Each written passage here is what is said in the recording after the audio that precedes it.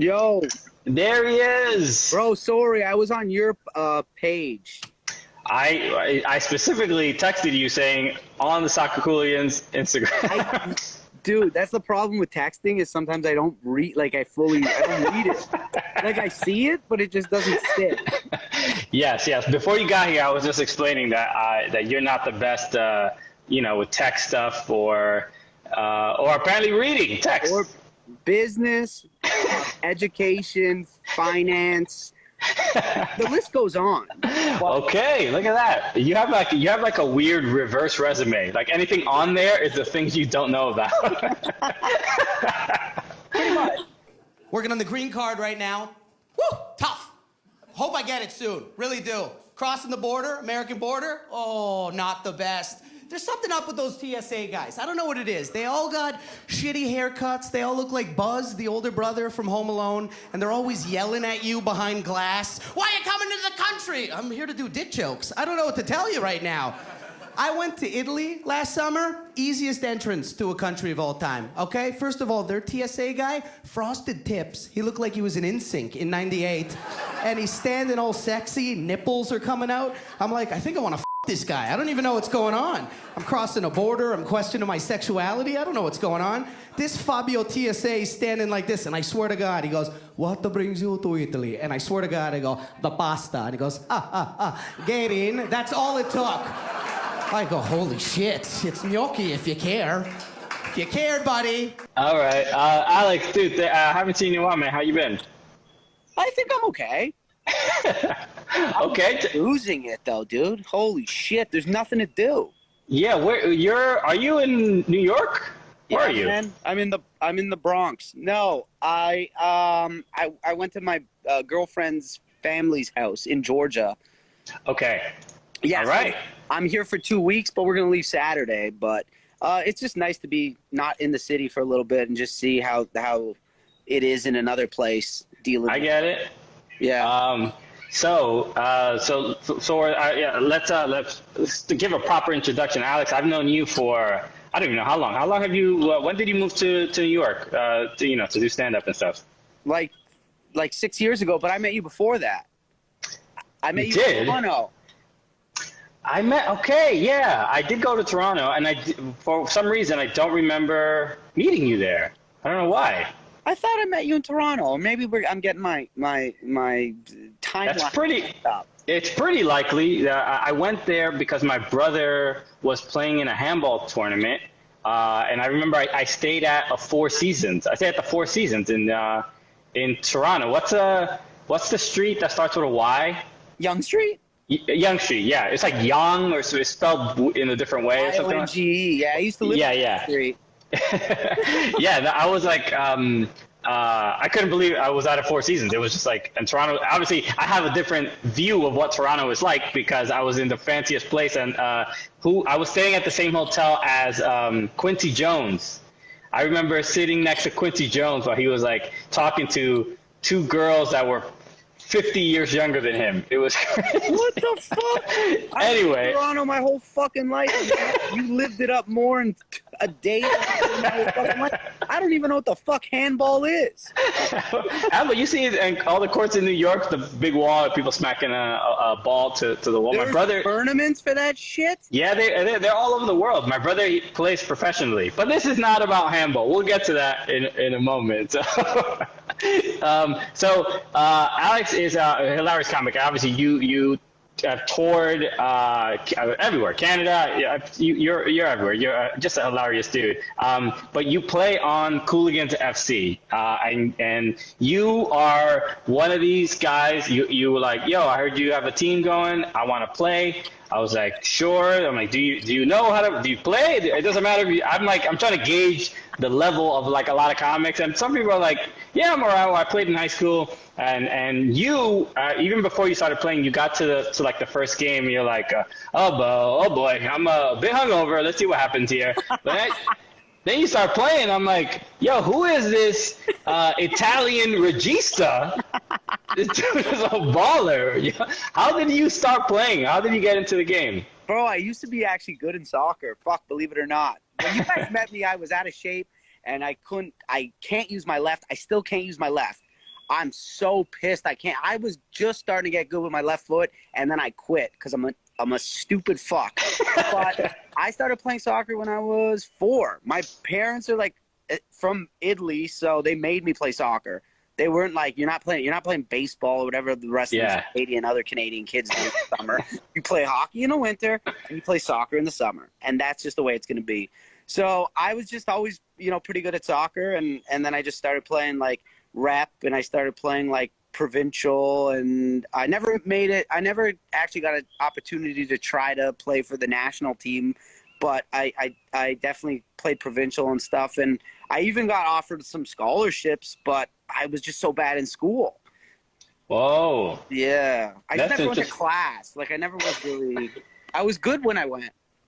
Yeah, that's why. I mean, look, like most a lot of people don't end up in comedy because they got good grades. So I get that. I wasn't the best student in the world. I was like a B student, maybe low C's occasionally, but I was never an athlete, really. Like I love to play sports, but I was always so small and so skinny that I was afraid to join a team sport because I thought the kids were just bigger than me and kind of would embarrass me. I didn't get that encouragement to do that. Like if I had oppressive parents that were like, you don't have any choices of what you're gonna do with your childhood, I might have been better at a sport. That's actually a pretty good way to describe my dad, is oppressive. He pushed me to do things. Luckily, I wanted to do them, and also I had like a lot of friends that were also very into sports, so that was our way of hanging out. We would always play soccer and hockey and stuff together, and we were always super like competitive and shit. Like every when we weren't playing soccer or had practice that night, we'd be playing tennis or we played basketball, and we'd always be getting into fights and fist fights and all that. You know how it is when I don't know how kids are now, but yeah, it's soccer, hockey, bare knuckle boxing matches. It's all the same. Where's your family from in Italy? My dad's from Abruzzo, which is like east of Rome, and then my mom's from Calabria, which is south. Do they support clubs out there? No, they're not really. No, they don't really give a shit about professional sports at all. Okay. Yeah. All right. And when it came to what high, you say provincial? I don't know what that means because Canada's weird with their stuff. How high of a level is that? That's the highest like level you could play in like leagues. So basically the top level is like the provincial level. So it's all of Ontario, and then which is like a state. It's our yes. So then we would play in against the top teams, but most of them were in the city of Toronto because that's where you get most of your like your best players and stuff is in Southern Ontario. So you wouldn't really have to trek too far. I think the most we ever played was maybe like 8 hours away for a regular season game. Oh wow, okay. I mean that's still a big commitment. Did your parents like drive you places, or you went like on a bus? For those ones, we'd get on a bus and stuff like that. But yeah, my dad would always come to the game. The guy had nothing going on, so he'd always come like snap and yell at me, yell at the ref. Yeah. What I'm trying to describe, like try to figure out a way that to describe how you play. Were there any players that you mimic? Because I love watching you play because you have you do a great thing where you bait people into trying to go for the ball. I love watching it because it's like a cat and mouse. You're like, go for it, and then you just burn right by them once they do that. Is there anybody that you mimic that you wanted to play like? I used to play sweeper, and then I played right mid. So I always was sort of, but like a defensive right mid. So I always loved like defenders who made runs. Like I always loved Zambrotta, and I always loved Philip Lahm. Like those guys were my dudes. I wasn't really ever an offensive guy. I was more of a defensive guy, and I'd love to like swing crosses in and stuff like that. But goal scoring was never my thing. I don't know why. I have no idea why I could never really finish. Yeah, it's interesting because like seeing you play, you're like one of these dudes. I'm like, yo, just get Pavone the ball. He is gonna do some magic. I wish you saw me play. That was good. You can burn through like 7 defenders, and then you're up against the keeper and you sky it over the bar. That was always what I would do when I was like, playing. Somebody asked, Odd F 182 said, what Serie A team did you support? I honest to God always loved Juventus growing up.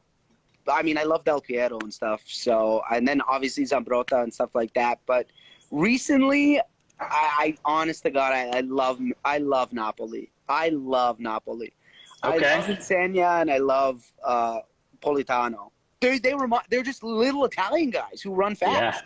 Yeah. So I'm like, I love them. When Pirlo went to NYCFC, what that mean to you? He was one of my favorite players growing up. Obviously, it was sort of bittersweet because you're like, you're done. Yeah. Unfortunately, you're done, but. It's gonna just make the MLS get better. I've been watching the tourney, dude. I haven't really been watching MLS ever. I am actually blown away by how much better the league has been in like the last 10 years. It is crazy how much better they are. Yeah, I mean, when we started our podcast, it was like it's a different world with the level of quality. It doesn't feel that wildly different than watching, it's not the top, 5 teams in England or Italy, but like the bottom, 12 to 20, it's not that far off. No, they're obviously their touches improved significantly, and just their confidence to do things. Yeah. Before they would never pass the ball or just in the air, just confidently pass it back and just before it would all just be panicky. Let's hit it forward and try to attack. But now it's clear that they're way more confident with their skill or they've obviously become more skilled as a league. And just the way they pass and the way they move it's just obvious. Like if you're a soccer fan, you're like, God damn, these guys got good. Yeah, it's good to hear because when like I was saying, like when we started the podcast and we were like, we'll talk about MLS, we'll talk about American soccer, and even I don't think it was necessarily you, but people, other comedians were like, "You're gonna talk about American soccer?" Like, bruh, what are you wasting your time for? But we're sort of seeing over time, like it's winning people over, whether it's just having a couple superstars or just like if you sit down and watch an MLS game, even if you watch Serie A your entire life or Premier League, you sit down to watch a couple MLS games, you're like, all right, this is as entertaining as whatever I'll watch coming out of Europe. Obviously you could see the difference in skill when you're looking at those upper echelon teams in Italy and Spain and in England and stuff like that. But the gap is like shrinking on it, dude. I'm not ever gonna say that the MLS is gonna be as good as these powerhouse clubs. Like that'd be crazy for me to say, but god damn, they got good. And it means Lee Nguyen? Lee Win, yeah. Dude, he's fucking sick. Yeah, dude. He's a dude. He's been bouncing around in MLS for a little bit. He's played on like 3 different teams. He played for where did he play? He grew up in the U.S., but then he ended up playing in, I want to say, Taiwan or something like that, or Vietnam. He like spent I think he spent his early professional years in Vietnam. He has like a really fascinating story, and then he played for the USMNT national team.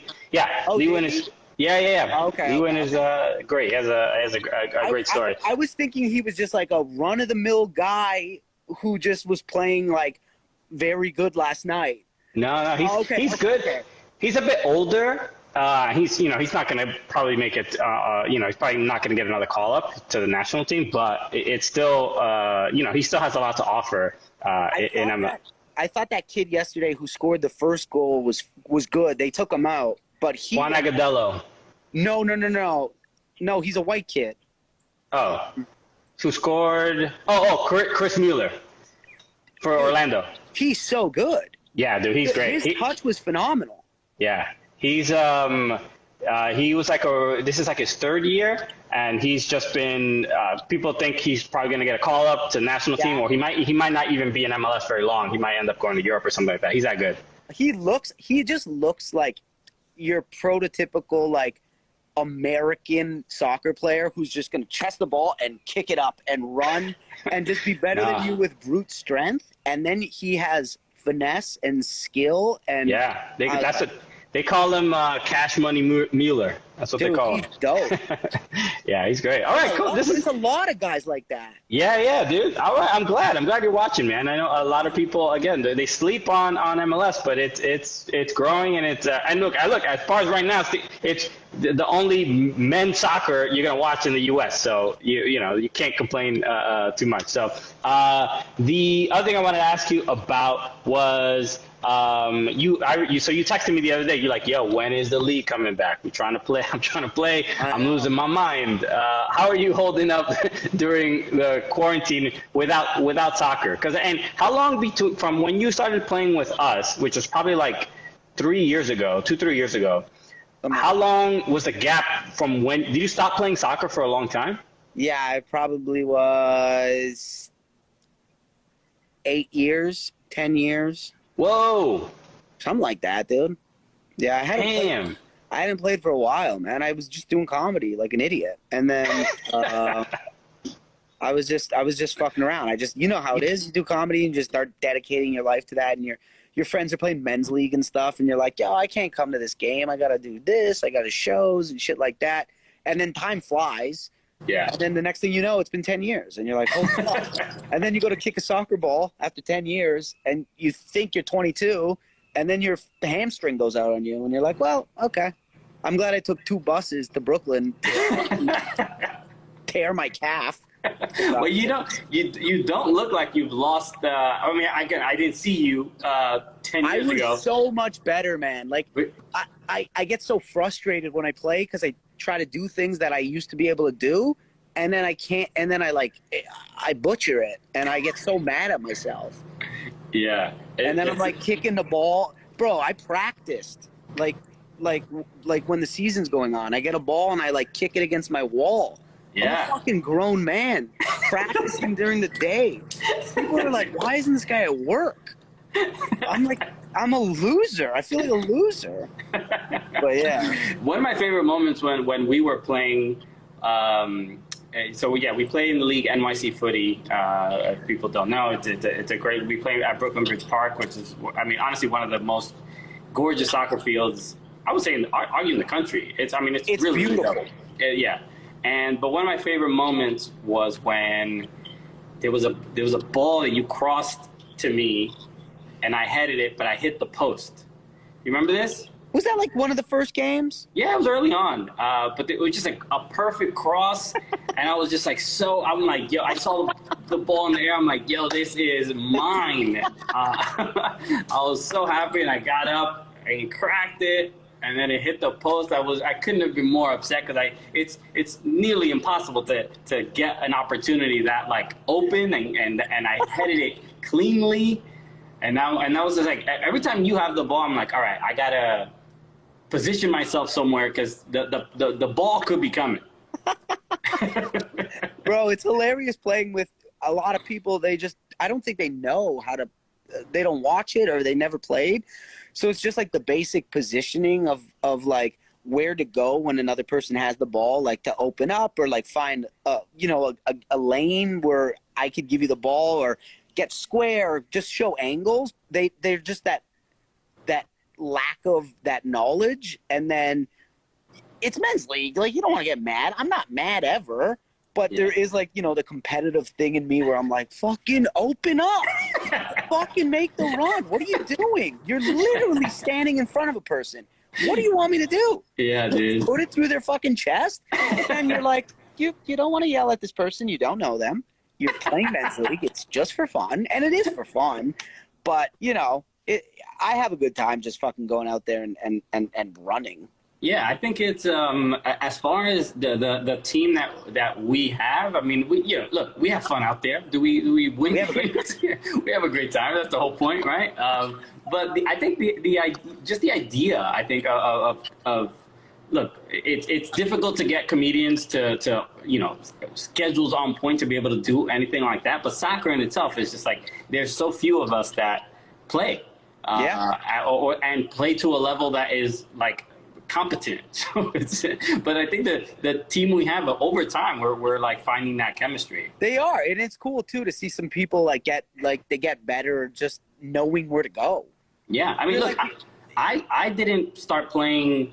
But like when you started playing with us, I was only playing probably for like 2 years, like honestly regularly. I mean, I kicked the ball around here and there. I never played in the league before, but from where I started to where I'm at now is unbelievable. Like I cannot. You're pretty good though, dude. You got a nice touch. You know where to go. Like your positioning is good. You know. Like, you understand the game. It's FIFA, bro. Just playing the FIFA video game. That helps. That definitely helps. I'll tell you this because you probably don't even know this, but I won a contest years ago, okay, to go see John Mayer in L.A. I do know this, but tell the story. Okay, so I got back late Saturday night, and I was there for like 2 nights, and I partied the whole time. I got drunk for 48 hours, okay? So, because they paid for the thing, the Budweiser, the contest we luckily won. So then I was like, am I going to go to soccer the next day? I should not go because I'm a fucking mess. And I'm like, fuck it, I'm going to go. I go, the game's at what time? 11 in the morning? Usually they're like maybe, no, it's not that early. Maybe like 1. 12, 1, whatever. Yeah. Something like that. So we get in the field, and I'm on, and the game's about to start, and I'm not feeling great. And I'm like, I'm not going to do well. So the game starts, and for whatever reason, they kick it up in the air, the other team, and it's coming right for me. First play of the game, and I'm so hungover and tired, and I head it, and soon as I head it, I shit my pants a little bit. No. I swear to God, and I walked right off, and I went, switch, and I went to the bathroom, and I came back for the second half. I didn't shit bad, but it was just a little sharp. But I went, and I was like, we need a sub here and a clean pair of shorts.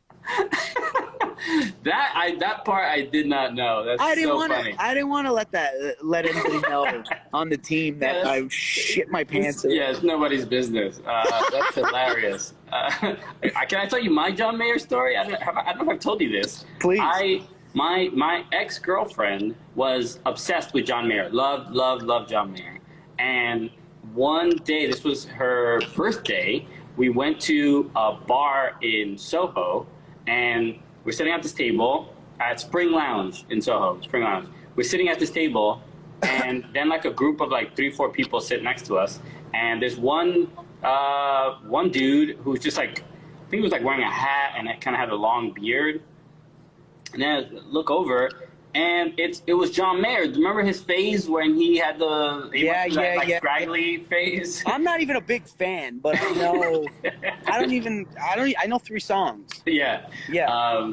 And then I think he was with a bunch of other people, and they were like going to some party, and they were like, oh, do you wanna it was my ex-girlfriend and like a bunch of her friends, and I guess him and his friends were like, oh, we're going to a party. Do you want to come with us? And she was like, no, I don't want to go. And I was like, yo, that's your dude. What? How are you going to say no to John Mayer? Who knows what could have happened with John Mayer? Why? I don't know. I don't have no idea why. Maybe she was so like literally poster on the wall, like obsessed with John Mayer. And then maybe she was so starstruck that she thought it was weird to say yes or something like that. But I remember that. Yeah, I was like sitting next to John Mayer and his friend, and we were talking for like, I don't know, maybe 20 minutes. just surreal. But that, yeah. Why would you say no to that? I'm completely baffled. I have no. Maybe she thought like it was like disrespectful to me, and I'm like, but this is like one of those once in a lifetime opportunities. I guess I don't know. Of course, it's a once in a lifetime opportunity. You party with John Mayer. I mean, party with anyone who has money. Buy all your drinks for you. Yeah, that's crucial. So that is a bonehead move. Jesus.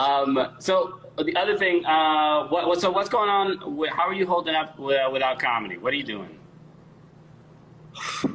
I got PlayStation. Okay. I've been riding a bike. You're doing a podcast, right? No, I haven't done. Dude, I've done nothing in 4 months.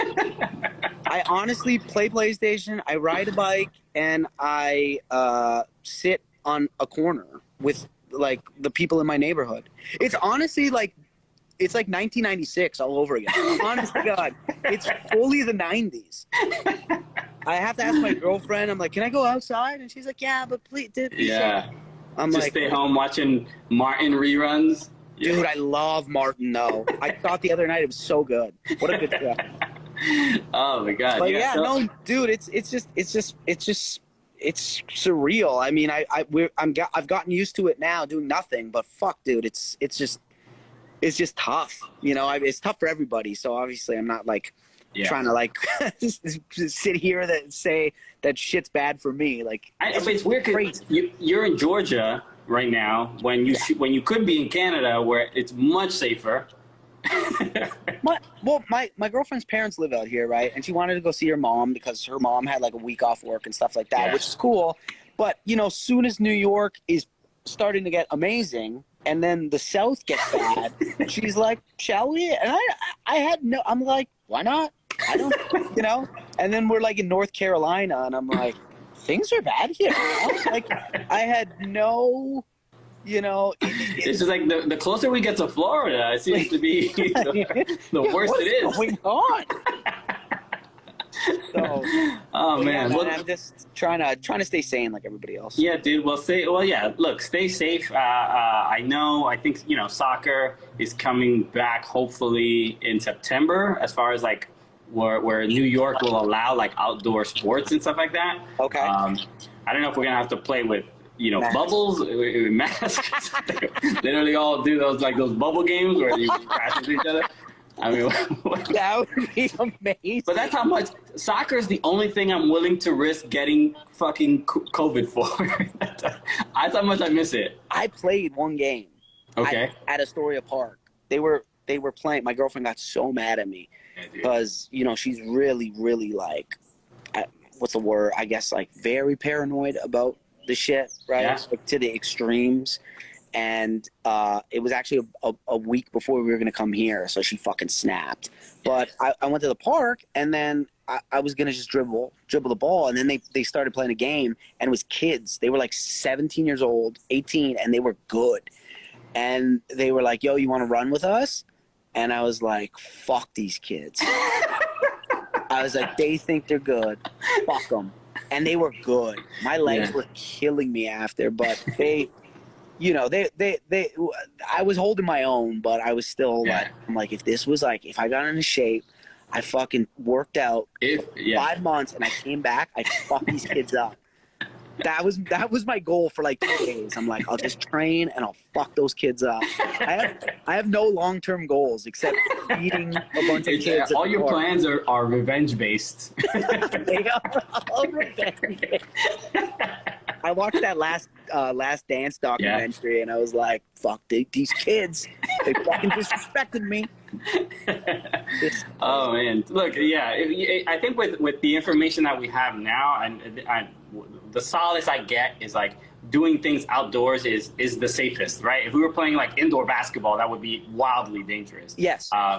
So like that's at least the comfort I have. And then when you see what they're doing in Europe, like the players are not testing positive. Like no, obviously they have less cases in general, but they've been playing all these games in England, in Italy, in Spain, and like all these countries that Italy was a nightmare. There's so many cases, there was so many deaths, and they're already playing soccer, and they're all good because they took it seriously. So Dude, it is crazy how, like, especially not to get too, like, I guess I don't even know what this is. Is this political? I don't even know where I'm going down here. But, like, bro, 4 months ago, people were like, stay inside, like, from another country, and now, like, Florida has like 30,000 cases a day. Like, how fucked up do you have to be? Like, when 5 months ago people were and then it happened in your country, like it's so fucked up. It's just it's a whatever. Not to get too fucked up. We're having such a good time, and then I get back here.